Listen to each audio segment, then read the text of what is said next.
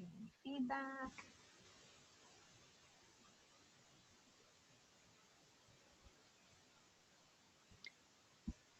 And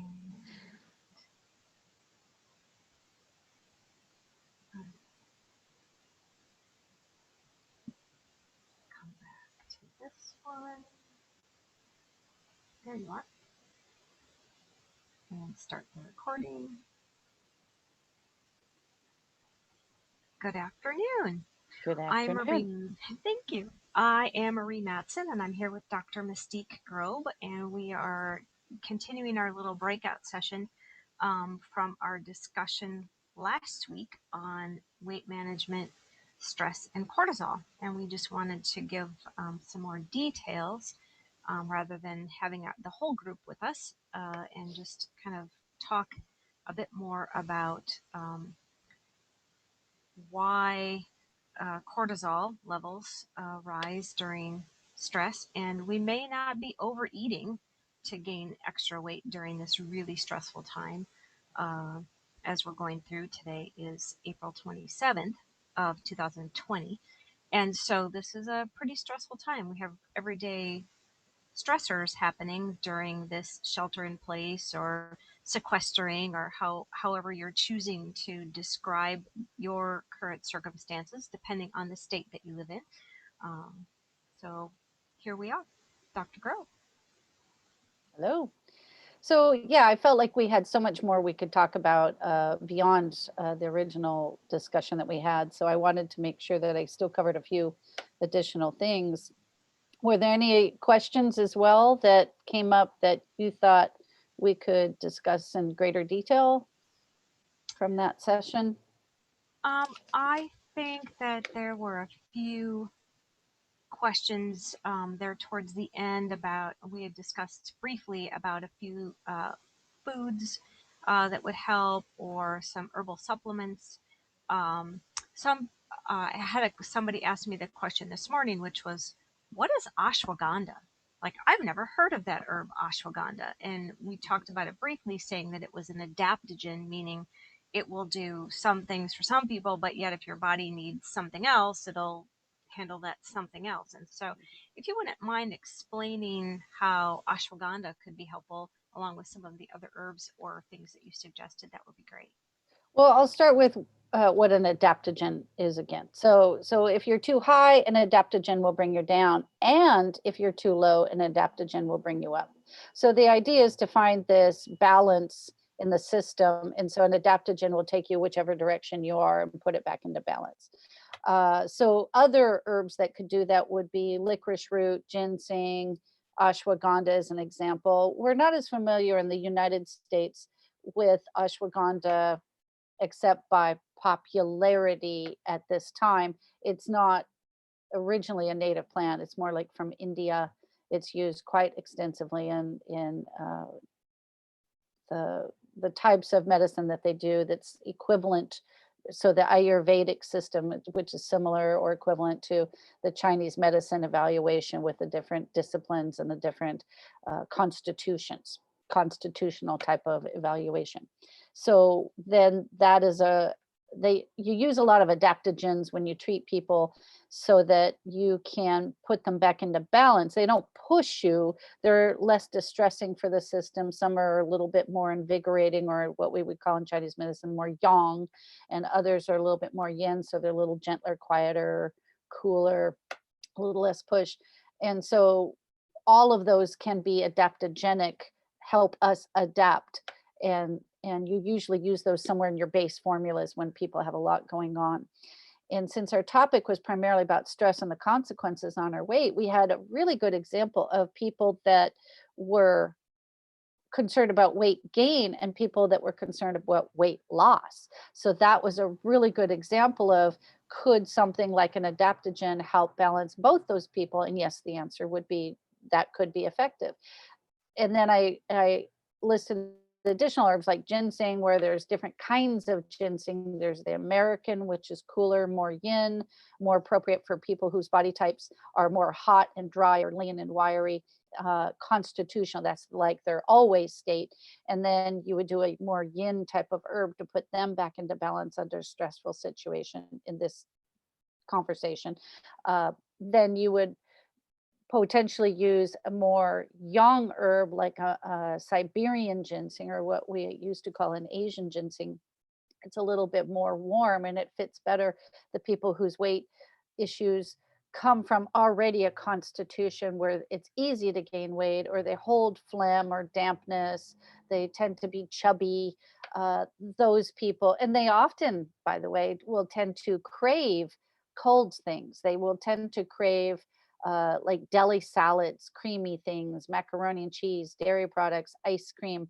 Whereas the lean, wiry type might even prefer spicy foods, or even if they liked ice cream, their constitution is always looking, when we crave things, to balance it. So, what we find here in the Pacific Northwest, we have a damp, cold condition.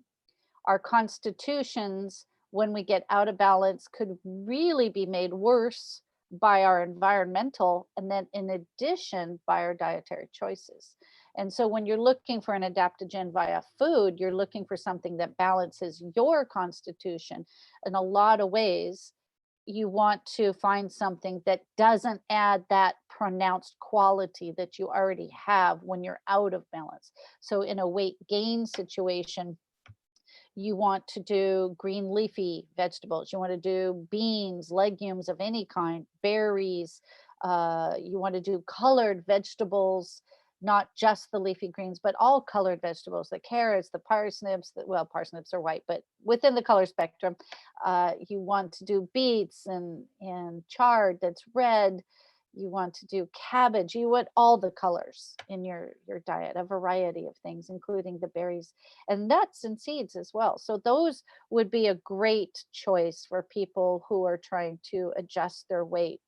Uh, Far, far, far less of the grains. Grains really do us damage on any constitution that we have if we overeat them. And grains tend to be more carbohydrate, I would imagine, and when if you're trying to maintain weight, uh, potentially those refined carbs are things that you really kind of want to avoid or limit them in Well, your. when we think about the components of food, we think about fat, we think about protein, and we think about carbohydrate. Those three, that's actually what all our food breaks down to, is fat. And we recognize what fat is. Fat is fat is fat. And protein, we recognize most times people think of protein as their meat products, but not everybody eats meat or has access to meat. So that's where the nuts and seeds and legumes, and you actually get protein from a number of your foods. You can be vegetarian very easily and still get plenty of protein. The problem is fruits, big and starchy vegetables, and all grains are carbohydrates. So we have a wide range of what carbohydrate is.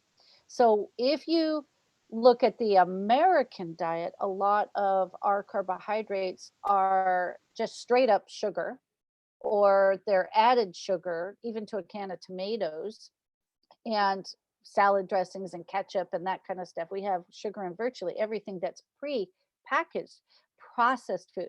Then we took that whole grain, which had all kinds of minerals and vitamins and enzymes and fiber to slow that sugar intake, and we refined it into pasta and into flour. And I'm not saying all flour is bad, but when you are looking at your total spectrum of carbohydrates, it's pretty large in the American diet for the most part.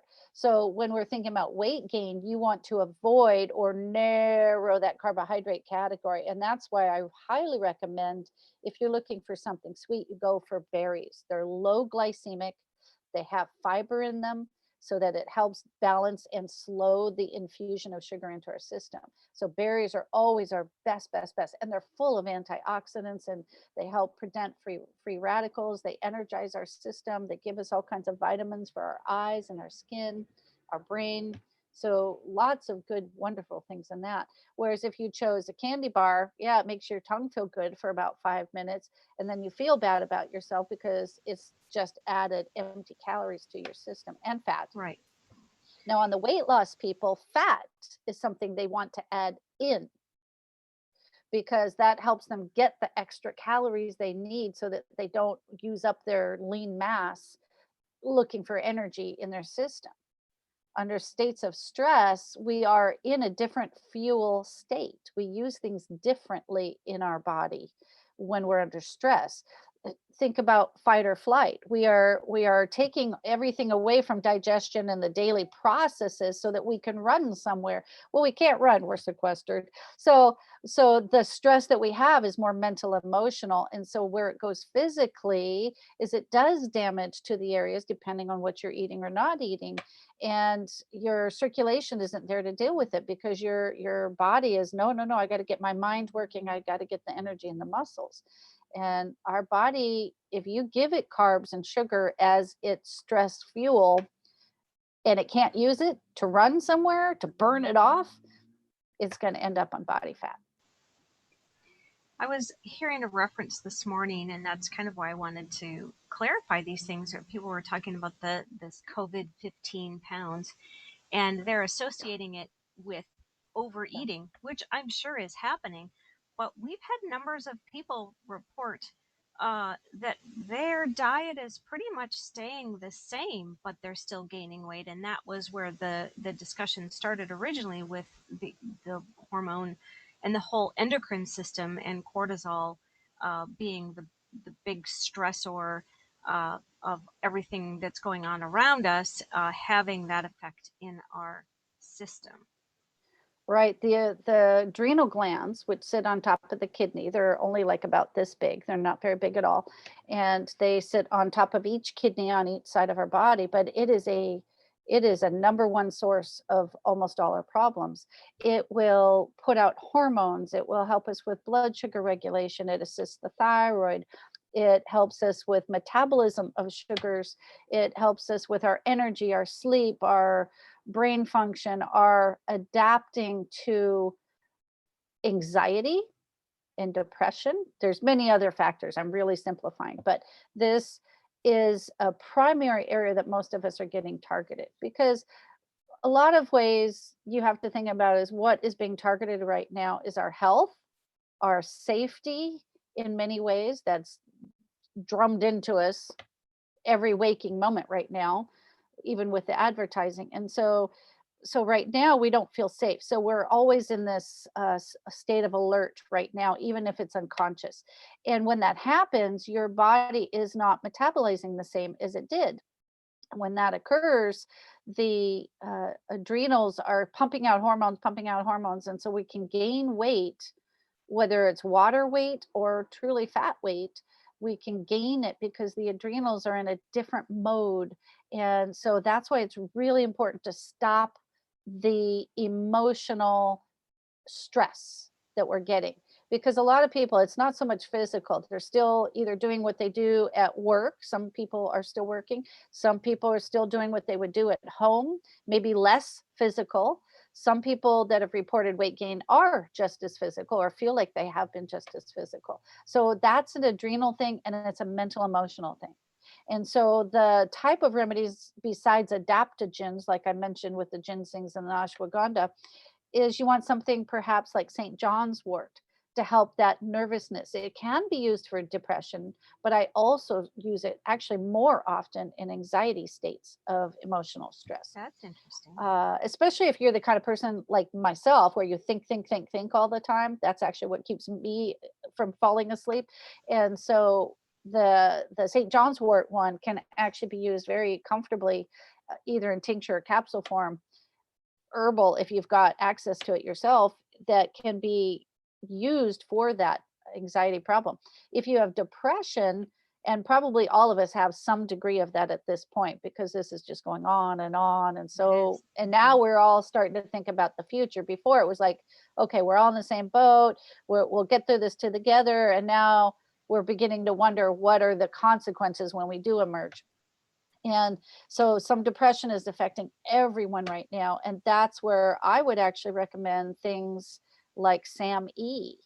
And that's a sulfa, I can never remember the exact word for it, sulfa, methyl, on and on. It's basically an amino acid, and with that's got sulfur connection. So it's not like a sulfa drug if you're sensitive. Okay. Sulfur is a very essential mineral in our bodies to help us with connective tissue, but it also helps us in the liver, and it helps us with our mental emotional states. And many people get great benefit with the SAMe. So if you're like an arthritic person, or you have a problem, you've been told by any practitioner that you have some issues with your liver, that might be a good remedy for you instead of some of the Interesting. others. Yeah. Omega, I talked about fat. So making sure you get a good fat. So you want the fish fats or the vegetable fats, but you don't want saturated fat. So if it can go liquid at room temperature, and coconut oil I would put in that category. If it's a warm room, or like a 70-degree room, you usually have pretty liquid coconut oil. So that's one I would consider also in the healthy category. So olive oil, squash and pumpkin seed oil. That's why we eat pumpkin seeds, walnuts. Those are all have the good kinds of oils for us. So a good omega. And then we also want things maybe that help our brain, like phosphatidylserine. Again, another amino acid. So what we do when we get our proteins in our body is we break them down into amino acids and assign them different areas. So we know that the thyroid benefits from some amino acids like tyrosine. We know that our heart will benefit from taurine. We know that the sleep will benefit from 5-HTP, which is a derivative of tryptophan. Tryptophan helps sleep. Then we also have the various mental health types of amino acids, GABA, those kinds of things that will help us. And so phosphatidylserine is one you could use for cognitive function, so you can process more clearly. Sometimes that's a stress or a result of stress. Rhodiola, it's not direct adrenal, but it does help the cognitive related to stress. That's an herbal. Interesting. Saffron, it's this very delicate, rare spice, but saffron has actually proven to have some pretty amazing medicinal qualities that we can use for our stress and our cognitive issues. Ginkgo. Ginkgo helps circulation. It helps circulation, especially to the brain. So, especially with people in front of their computers and tablets and all that, which I find interesting. I on one hand, I want to encourage people, yeah, learn a skill, watch YouTube, do these things. We're doing videos, but at the same Right. time, you got to protect your eyes. You got to do blue blocking glasses. You can't. You're going to lose. You're going to get cataracts faster, at the very least, if you don't do some things to protect your eyes and the time you're exposed to these electromagnetic frequencies. Well, and it's I think that I don't have children at home. You do, but really, we parents have become, there's no substitute teacher when you have your kids at home and you're doing long distance learning, and so the amount of stress that a parent has in the responsibility of, the care, feeding, and now education of their children has really become a major mm, stressor. uh, It's always been your responsibility, but you could send the child off to the school bus or off to school, Mhm. and teachers were taking, uh, you know, the kids in, and so I see it as almost a double-edged sword, because it's wonderful to have the kids home. I think what I've heard from the kids in the neighborhood is that they love being home with mom and dad. They're finding great structure in seeing mom or dad every day, both parents, one parent, caregiver, however that works for them, and they're really loving that part. But the you almost can't get away from it because you are at home so much. And so getting out and getting some exercise, or getting their hands in the garden and finding other types of education, but it still requires mom or dad to be guiding. And so that's a large group of people that really could be feeling the stress of the sequestering and homeschooling so much more. Yeah, I totally agree. I mean, the basics of dealing with stress are getting a good night's sleep, exercising, doing creative things, and eating healthy. Those are the basics. When you come to parenting, yes, I'm running into that as well. I'm delighted to have my daughter there. Everything to do with schooling is on the computer, including the homework, which and I am not techie, and I know there's a lot of other parents that aren't, so that's stressful. Just trying to get hooked up, trying to get online, trying to figure out the homework. You get support from the teachers, but everybody has a different tablet, computer, internet, you name it. So it's not easily resolved. On top of that, not all personalities are meant to be school teachers. And so patience can be a problem, and that creates a lot of stress and guilt on the parents if they get upset with their kids or the kids get upset. And so there's a lot. And I don't know if you've ever noticed, Marie, but if you try, you have all kinds of skills. I have all kinds of skills, but I can never tell family anything. It has to come from someone else. And it's Well, the it's same thing true. with schooling. It's the same thing with schooling. I find that my telling my daughter, you have to do the math, or, we're going to read this or whatever, I get a whole lot more sass than the teacher would Right. usually. But on a positive note, especially for the parents, if there's multiple parents in the house that can help, or the parents that are staying home, the you can do more, especially as we're getting into spring. We can do more things outside as a teaching experience. In fact, there's teaching experiences like that in uh, Waldorf school.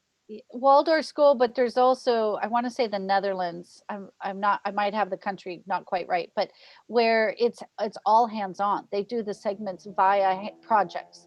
And so that's something that if you're a creative person, you can take that same information. And if you're not, ask the teacher, how can I do this creatively as a project and still get the same information sorted out, whether it's measurements for math, whether it's building something, gardening, whatever. The difficulties I see are those parents, single or not, that have to work and do the Yes. childcare thing. That to Yeah. me is the over the top stressor right now, as far as the most stressed person. I Besides, would. I because would of agree. course, who's working? Most often, the people that are in the more risk field right now, usually in the medical or public. I was asking. Uh, my kids are adults, uh, but the kind of the kids in the neighborhood, because that's who I have available to me. The pros and the cons of being at home, and the neighbors fairly close on our little block. Uh, the the one family has mom back to school on the computer already doing a long distance school, and she was started that when the kids were actually, you know, getting on the bus or being dropped off at school and away from home. So what has happened is mom is doing her work at her computer as the kids are doing theirs, and she has fragmented because she'll have to stop and answer questions. And so they've had to kind of rearrange how schooling happens. And so there's some outdoor activities now that are happening with the kids with with dad, so that mom can actually concentrate and do her schoolwork. Another family, mom is working from home, and what their kids who are middle school, teenage, high school age said they're learning more about mom as a professional. They didn't know that side of mom, Oh, because and they're it's watching mom do because the they're telehealth. watching, and they may be in the other room, but mom has a different tone of voice. Mom has a different Yeah. when she's dealing with problem solving or customer service or whatever her job is, um, and they're seeing all the details to mom's job kind of virtually, Hmm. not being right there, but they are able to connect the dots almost in the observation that is happening with mom as a worker rather than mom as mom, the caregiver, the laundry doer, the whatever, Hmm. all the other jobs that mom has. And so that has been for that family in particular, something that those kids have observed, which I think is a wonderful thing. Um, I grew up in my parents were self-employed, and so I saw daily how you answer the phone properly, how you talk to customers, how you uh, interact, what good questions to ask, what information needs to be taken in a message from a very young age. Is it any wonder I ended up being self-employed um, after trying on many jobs? And so I think there's value, but we're all in a very interesting time, and it's how we choose to deal with the circumstances. I think really this comes down to choice, much like choosing good, nutritious food is choosing the electronics as best we can. Well, I know a lot of people are hoping we go back to normal. And stories like what you just shared, to me, I think need a little bit more time to really form a better version of ourselves. Even if you're one of those people struggling and you're unhappy with the results, it's still a learning process where you get to change that. And I think in some ways we need more time to to sort that out, to grow within that. And I think we will come out of this as much better people as a whole, humanity, culturally, everything, globally, because we will have a better understanding of ourselves, of our community, strong community feels coming out of this.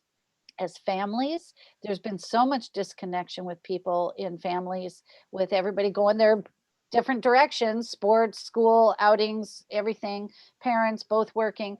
And so the positives of this, or the opportunity to exercise better, the opportunity to do your fast, your cleanse, to work on your health, to get off of your prescriptives in a safe and healthy way.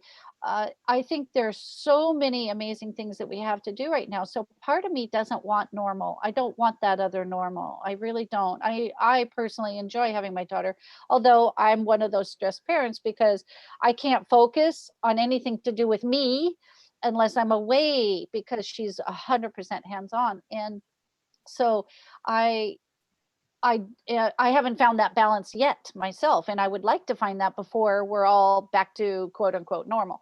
And and I think at the very least, I hope that people come from this with a better idea of what they really want. What better idea, having either experienced the opposite of what they want, or the hints and signs of it, even if it hasn't completely grown to what they need it to be, at least the seeds are planted. And I really hope that when we come out of this, and I do believe we will, I don't think this is going to be forever. I don't think it's going to be easy, and I think it's going to be bumpier than some of us are Anticipated. anticipating. But I do think that we could come out of this as much healthier, much happier people. And so the stress component, how we deal with that stress right now, will help ensure a better outcome of that, and that those seeds will grow and we can redirect what we want. We have a better idea of what to tell our politicians we want, rather than listen to what they say and vote for one of them. Now we can say, no, no, you got to change your stance on this, or yeah, I'm not going to do it. So I think instead of I think we're getting to be more thoughtful about what's really important. And so even, and stress is, think of this as, hardening the steel. This is how we make things. This is how we make things better. This is how we invent things. This is how we create things.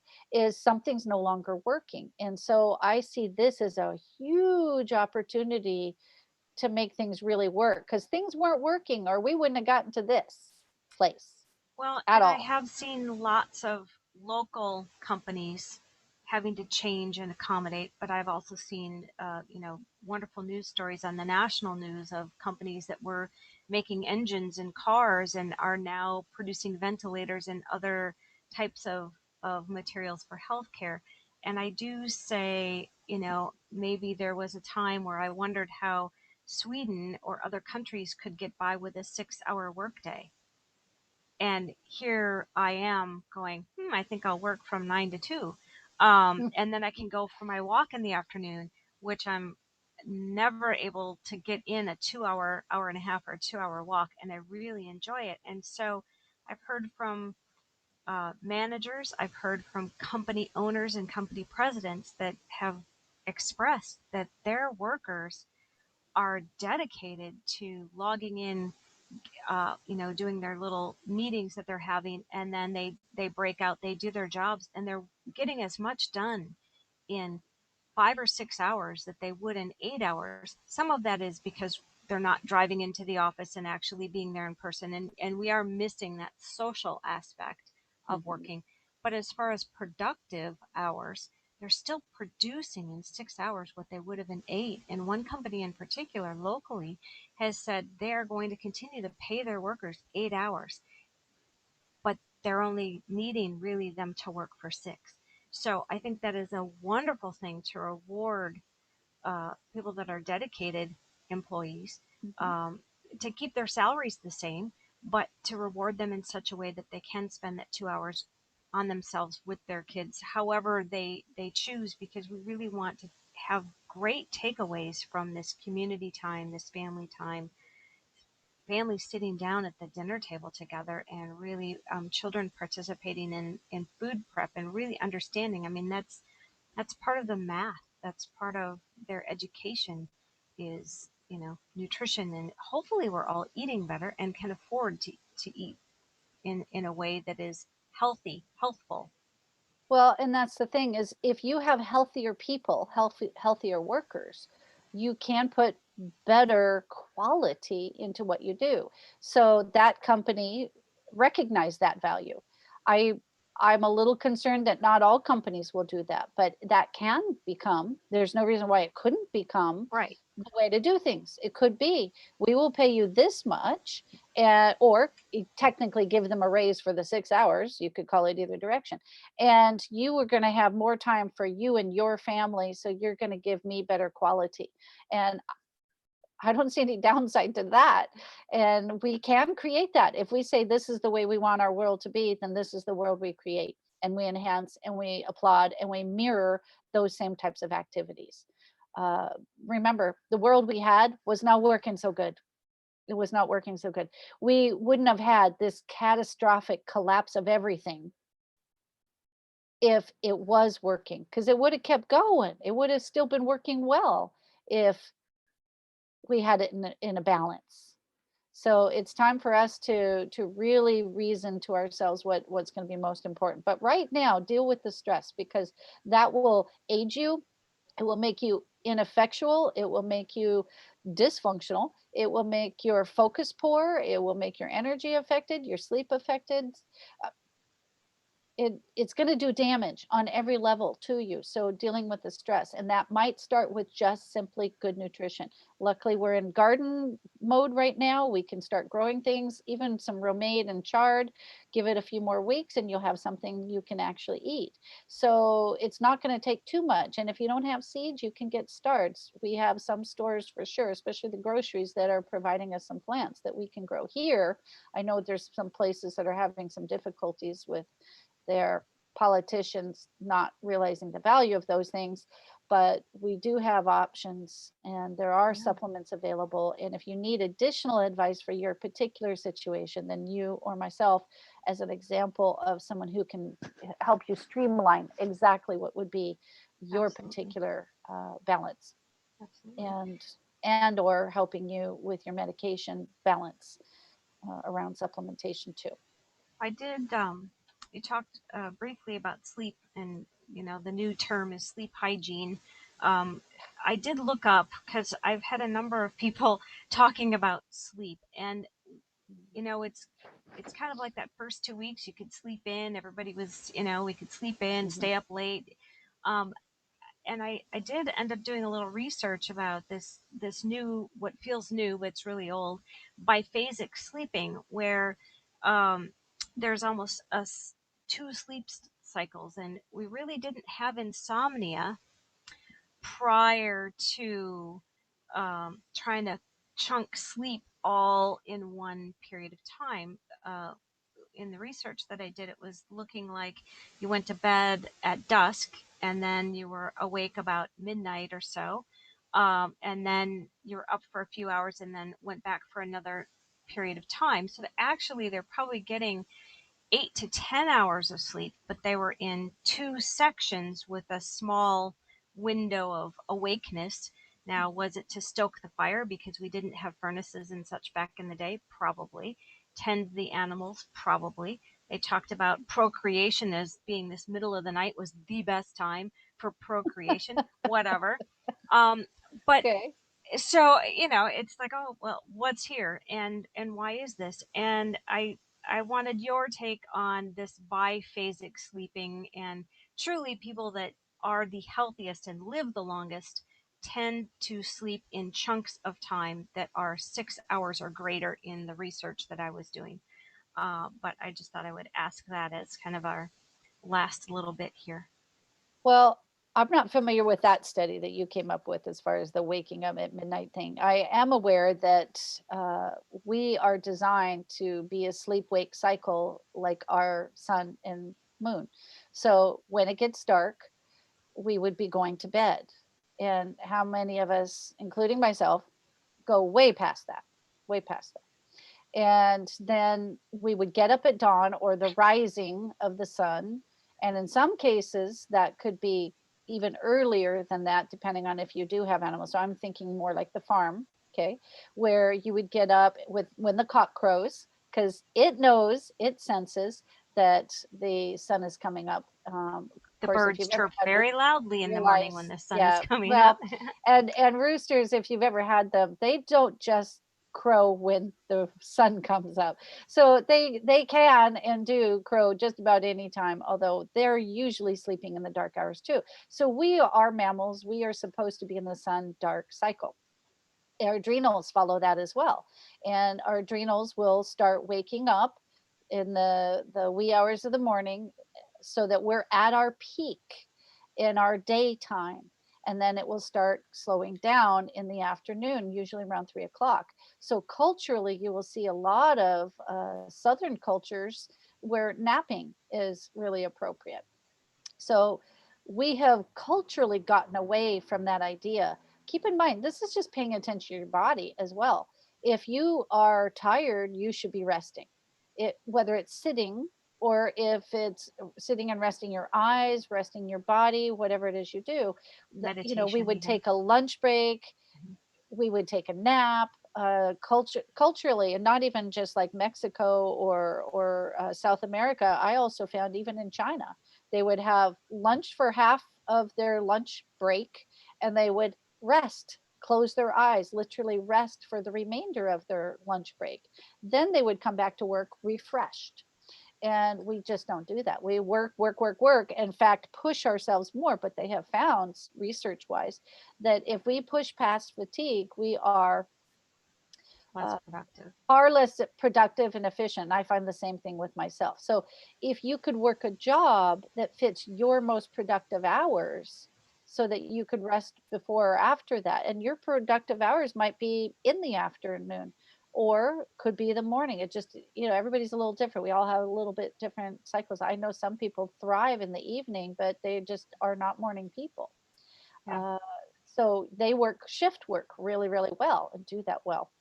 The So it doesn't matter what shift you work as long as your body feels vital and energetic with that. But I have found in exercise, if you exercise in the morning or earlier in the day when you have better energy, you will make gains in your progress. If you exercise when you're already fatigued and tired, you will pretty much plateau. You're not going to gain muscle. You're not going to be able to do more reps. You're not going to be able to do more weight. I have found that over and over with people. Again, there's some individual quality to that. Sure. So it's not like cortisol has I know it has like a phase too with Mhm. cortisol. So you have to kind of figure out for the individual what the best time is for that uh, exercise time so that it's benefiting you as. Correct. So it's at your particular peak. Some Mhm. people start that peak slower. Some people start that peak pretty early. Now, you can adjust your cycle over time if you do it incrementally. So a lot of people say, for example, that have a hard time going to sleep right away, or habitually stay up till midnight, that kind of stuff. They have to start inching their bedtime back like a half hour, 20 minutes, and then they achieve that, and then they inch it back. So you can't just go, okay, well, I'm going to just start going to bed at 8. It's not going to happen. You got to inch it back, inch it back, Right. inch it back. So you can create a new habit, and that's why people who adapt to working different work shifts can do so as well. People have the worst time are the ones that have irregular schedules, a regular wake up time, a regular bedtime, which we're all doing right now, or many of us, I will say, and it Yeah. is not making us productive. Um, those who stay with some sort of schedule, whether they're working at home, putting their kids on school, those who do the schedule in some sort of normalcy for what they need will do better than those who are doing random stuff, because then Sure. they'll find they're sometimes energetic, sometimes tired. And so you can adjust your schedule depending on what it is. But if you're like up really late one night or up really early another, it does create a lot of difficulty for the adrenals and for the body to adapt to the stressor. Sure. Yeah. So, Dr. Grobe, if somebody would like to be in touch with you to talk with you, have an appointment with you about their specific needs as far as adrenals, weight management, stress management, sleep, any of the things that we've discussed today, what would be the easiest way to be in touch with you? They could call or text my office, 360-527-2812. That's probably the best. There I have emails and that kind of stuff, which I'm sure they we can Sure. add to the links, but Yeah. yeah, my phone number is probably best. Okay. Wonderful. Well, and I will include in the link below the website for Dr. Grobe, which is drmystique.com. We also share a website, takecareuniversity.com, which we really, the idea when we started the website was for educational information, and that's why we're linking to that, along with doing very specific things with people that have had some genetic testing done. We can certainly uh, customize a nutritional plan supplementation if necessary. Or I am doing biofeedback, which is very helpful in reducing stress overall, and have pretty good success with that, with numbers of individuals that are local but also nationwide.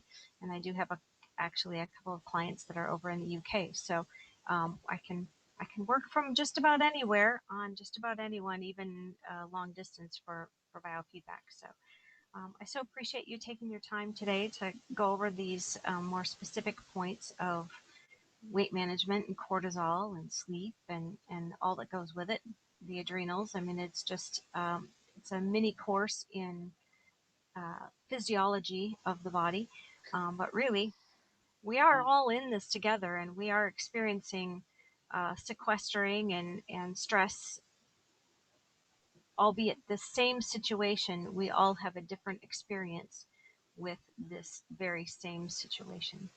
And I'm going to say different rates too. There'll be a lot of people that were feeling pretty good or doing okay first month that are not doing so well now. They're starting to feel what some of the other people felt early on, and those people who felt the distress earlier are feeling more adapted. So we all will adapt. It's just you can support that for sure. You can Wonderful. support that, and your contact information as well, Marie. Oh, yes. You can find me at Marie Matteson on Facebook. We can do mattesoncommunications.com and at takecareuniversity.com. Mhm. So you reach us, Okay. either one of us, and we'd be happy to help you answer some questions or get you on an individual path. Thank you, Dr. Grobe, for your time today, and we'll My see you pleasure. next time. Thank you. Okay. Bye.